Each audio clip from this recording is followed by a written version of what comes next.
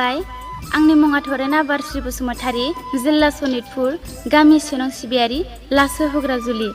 आं दिनै बाथौ बिबुंसारनि फोसावनाय आरो दुलाराय बाथौ गौथुम लाइमोन आफादनि दैदेननायाव अननायनि गेजेरजों बाथौ थान्दै फरायथिनाय बादायलायनाय हाबाफारियाव बाहागो लानो सिगांबोदों आरो बे बादायलायनाय हाबाफारियाव बाथौ थान्दै बिजाबनिनो बाथौ आयदाखौ फरायथिनो आखायाव लादों।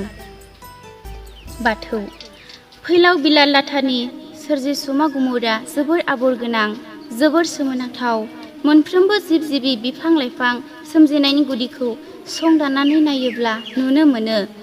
बेवहाय मोनसेबो नागारजायै मोनबा बेसादनि थुबुर दङ। बे गाहेला जिरादानो जादों हा, दै, बार, सान, अख्रां। जोंनि बयनिबो देहाया हानिफ्राय सोमजिनाय, आदारनिफ्राय महर सोलायनाय, सोदांनाय महर। मोगथां मेगनजों नुजाथिनाय गासैबो महरा बिनि सायावनो सोनारो। बेबादिनो जोंनि देहायाव थानाय थै, खान्थै, दै बायदि बायदि लाव लाव बेसादफोरा दैनि महर। बे जिरादानो देहा मोदोमखौ गोरा गुरै दाफुंनायाव हेफाजाब होयो। मोगथां मुसुखानि गोथां देहायाव मेगनजों नुनो मोनै मोनसे रेजें बेसादा जोंनि खुगा आरो गन्थंजों हाबलाय ओंखारलाय खालामबाय थायो। बेनि मुङानो जादों हां। बे हांआ बारनिनो असे महर। हा दैजों दाजानाय हां एबा हाबलाय ओंखारलाय जानाय देहायाव गुदुं बिदुङा रोजोब जाना थाबावो।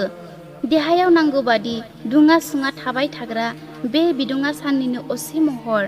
बे बिदुङा नांगौनि इसे बारा जायोब्ला रावनिबो देहाया थांना थाया, थैयो। इसोरनि सोरजिखौ बेनो हमथायो।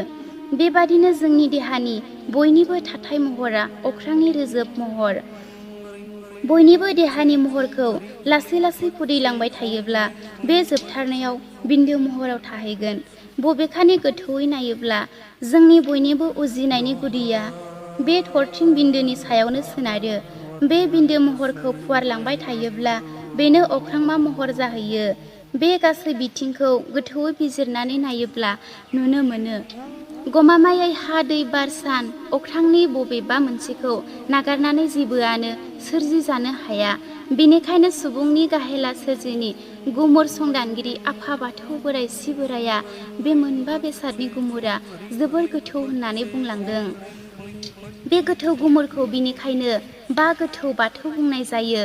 न'खरनि साहा सानजा खनायाव आरो रायजोनि थानसालियाव सिबिनो खुलुमनो थाखाय थसे औवाजों 18 जरा खुन्थिया, गंबा खामि आरो गंथाम सिरिंजों हेबनाय महरखौबो बाथौ बुंनाय जायो। बे खामानिखौ जों बयबो बाथौ दुमनाय होननानै बुङो। मानोना बाथौ दुमनायखौ सोरजिनि गासै गोथौ गुमुर बिजिरजोबनो हानाय बादियै थाथौ बहरा महरै हेबनाय जायो। सिजौ गायनानै बाथौ दुमनाय जायगाखौ बेबादिनो बाथौ बिन्दो बुंनाय जायो। एसेनोसै।